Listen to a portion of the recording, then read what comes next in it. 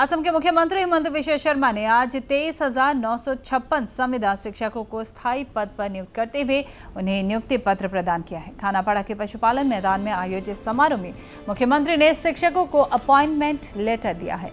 इसके साथ ही हेमंत बिश्व शर्मा के कार्यकाल में सरकारी नौकरी देने का आंकड़ा 1,24,345 तक पहुंच गया है। साल 2011-12 से सर्व शिक्षा मिशन के अधीन कुछ शिक्षक संविदा पर काम कर रहे थे, लेकिन आज से असम में अब संविदा पर नियुक्ति खत्म हो गई। আজিৰ পৰা আপোনালোকৰ নামৰ সন্মুখত থকা ঠিকা ভিত্তিক শব্দটো উঠি যাব। আজিৰ পৰা আপোনালোক অকল শিক্ষক হ'ব। অহাকালি যেতিয়া আমি স্কুলত যোগদান কৰিম, আমি নিজক শিক্ষক হিচাপে যোগদান কৰিম। অহাকালিৰ পৰা আপোনালোক NPS-ত আৰু NPS-ত যোগদান কৰা সকলে অটোমেটিক্যালি 1 এপ্ৰিলৰ পৰা আপোনালোকে UPS-লৈকে আপোনালোকে যাবলৈ সক্ষম হ'ব।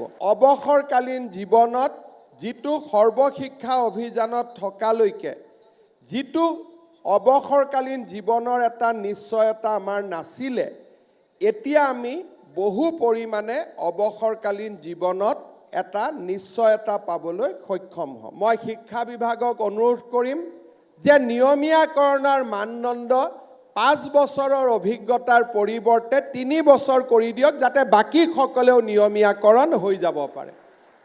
এখন উদাৰ হৃদয় লৈ যিসকল মাত্ৰ 3 বছৰ কাম কৰিছে সৰ্বশিক্ষা অভিযানত, তেওঁলোককো আমি নিয়মীয়াকৰণৰ ব্যৱস্থা ল'ম। অহা বছৰৰ ভিতৰত আমি অহা বিত্তীয় বৰ্ষত তেওঁলোকক আমি নিয়মীয়াকৰণ কৰি দিম। যিসকল শিক্ষক শিক্ষয়িত্ৰী কিবা কাৰণত আজি আবেদন কৰা নাই, মই ভাবোঁ যে অহাকালিৰ পৰা আপোনালোকৰ যিটো মৰ্যাদা হ'ব, জীৱনৰ প্ৰতি যি নিৰাপত্তা আহিব, এই সকলোবোৰ দিশ বিবেচনা কৰি তেওঁলোকে যদি পুনৰ আবেদন কৰিব খোজে, তেওঁলোককো আমি আবেদনৰ পথ মুকলি কৰি ৰাখিম। আমি ধুবুৰী সাউথ সালমাৰাত কাম কৰা 1/3 শিক্ষকক আমি আন জিলালৈ লৈ আহিম।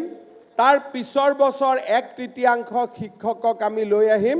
তাৰ পিছৰ বছৰ 1/3 শিক্ষকক আমি লৈ আহিম, যাতে ধুবুৰী সাউথ সালমাৰাৰ দৰে বিপদজনক স্থানত কাম কৰি থকা শিক্ষকসকলেও এটা জীৱনত ল'ৰা ছোৱালীক পঢ়ুৱাই ডাঙৰ কৰাৰ বাবে তেওঁলোকেও যাতে এটা সুবিধা পাব পাৰে। স্থায়ীভাৱে নিযুক্তি পোৱা 23,955 জন শিক্ষকক আমি যদি হিচাপত লওঁ, তেতিয়াহ'লে 2021 চনৰ পৰা ৰাজ্য চৰকাৰৰ আমাৰ কৰ্মচাৰীৰ সংখ্যাত 1,24,345 জন চৰকাৰী কৰ্মচাৰী লিপিবদ্ধ হ'ল।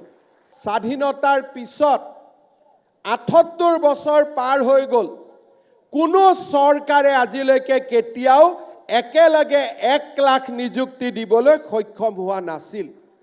আজি আমাৰ চৰকাৰখনে সেই সোণখেৰীয়া যাত্ৰাও অতিক্ৰম কৰিবলৈ সক্ষম হ'ল। 10 বছৰৰ ভিতৰত নতুনকৈ আৰু 50,000 চৰকাৰী চাকৰি দিয়াৰ প্ৰচেষ্টাত আমি অৱতীৰ্ণ হ'ম।